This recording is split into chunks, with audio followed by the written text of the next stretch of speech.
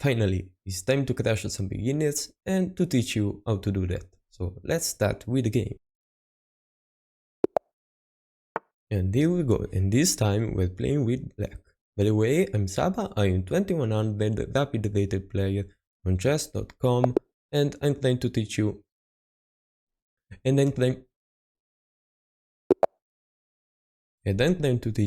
how to get better, and also you probably will have fun when I blunder. This time I'm going to play the Sicilian. I never played it, but I guess there is a first time for everything. This is also just to let you see that at this level you can win without any theory, and there is no problem. Obviously you have to be careful, but what you have to do is just develop in a simple way and attack when you have developed all your pieces, and I will show you how to do that, so don't worry. By the way, it's trying to return mate, but there is a problem. I can just play knight on e5 and I'm going to win a bishop. I mean, not a full bishop, but I'm going to play this knight for the bishop. Now he has to move the queen and defend the bishop, and I'm going to take it. And I'm already better for the simple reason that I have the bishop pair and my opponent doesn't. Yep. So I'm going to take the bishop, and this is another mistake that beginners do every time.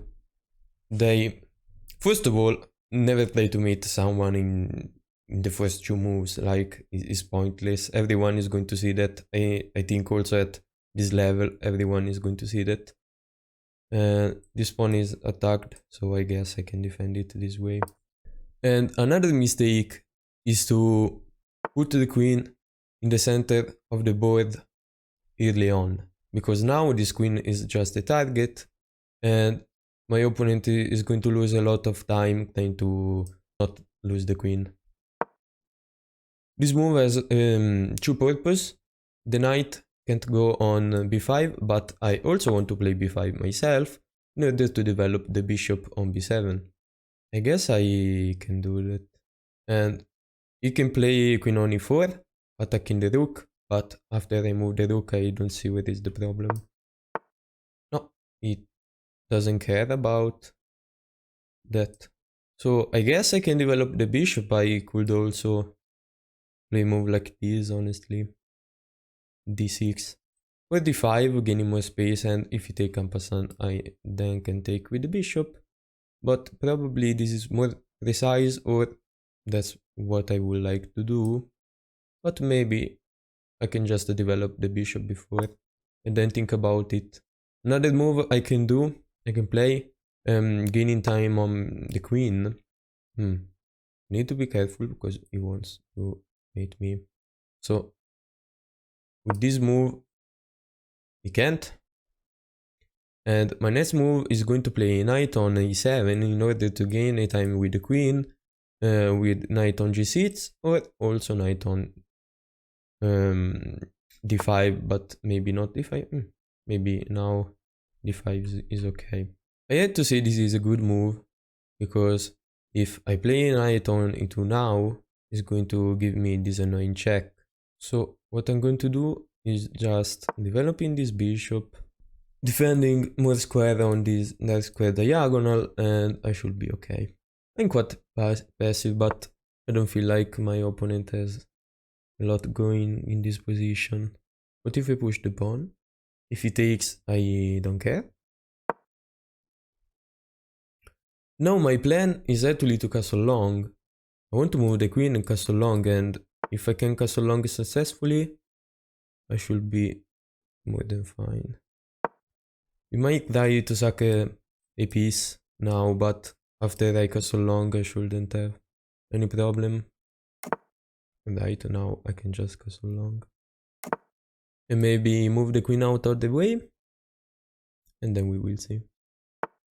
This is a mistake because your knight was really strong, and if you have a strong piece that is actually doing a lot of things, because the knight there was threatening this maybe in the future, threatening to go there, threatening to go there, threatening to take the pawn.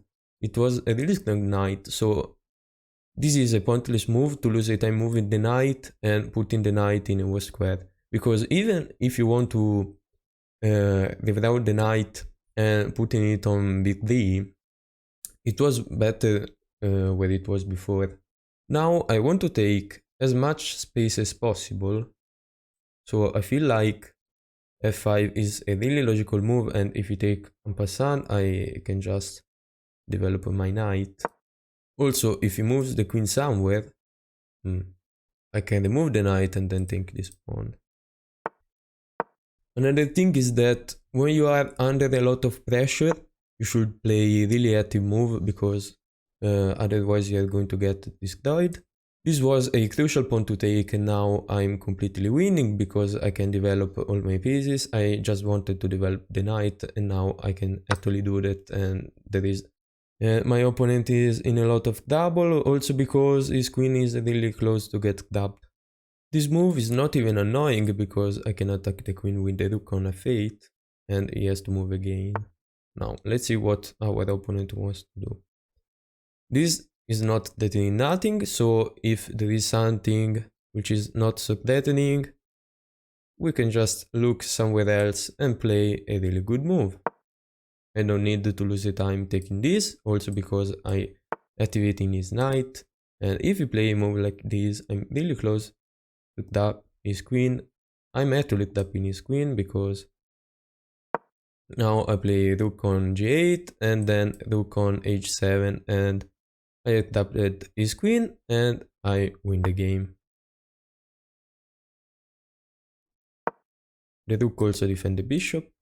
Also, I'm going to analyze this game because I felt like at the moment I was in double, and it maybe it's true. I don't know, because a lot of time in the Sicilian I saw that you can play this weird stuff where you are so passive, but the computer is like, no, you're fine, don't worry. Like Castle Long in the Sicilian is pretty rare, so I guess something went wrong. This attack my queen, but there is a problem. If I take the pawn, I can just renew the threat. I'm not taking the pawn with the queen because then you can activate the knight this way, but I can just take the pawn this way. Yeah, I can just take the pawn this way and I'm still threatening his queen. Well, that's pretty much the same. His knight can't move. Everything is defended because this knight is a beast and is defended by the bishop, which is defended by the rook. And the queen is tapped. And now I don't think he can do something else. Another threat I could play is to put the queen on c6 and just detonate. As easy as it is. I won the queen, and now I just have to convert because I'm up a lot of material. He wants to open the position, but now I'm not in any trouble. He wants to put a rook on this file, but he needs to remove the bishop first. So he needs to move the knight, then move the bishop, and then move the rook. So I have a lot of time to do whatever I want. Also, this bishop is a beast. I'm going to activate my knight and then mate. Also, I should look at the time because I keep speaking and I wasn't aware of the fact that I just 2 minutes and 40 seconds, but it is enough time to do whatever I want. I can play this first, just to be annoying. If he takes, he gets checkmated. I'm fine opening this line because I can put the rook after that. And if he takes the pawn now, I have this check. But now you are completely lost. I have a really cool tactic now. If you play this move, I can actually sack the queen, and this is checkmate. So that's how you do that, guys. You see? That was simple, huh? Now I'm going to check the analysis. Also really cool tactic. I'm already... Okay, now I can see the lines. Am I recording? Yeah, looks like. So the best move now is to attack the queen. So yeah, I played the best moves. I mean, yeah, there is knight on e7, which I should have probably played it first, but bishop on b7 is completely logical. We play this, and now knight on e7 should be played, but yeah, I played h6, which is too slow, because I'm allowing this move that I missed. Computer is in g6, which makes sense. Yeah, I felt like it wasn't so good, but you see, I'm so passive and it's still equal. That's the Sicilian, I never understood this shit.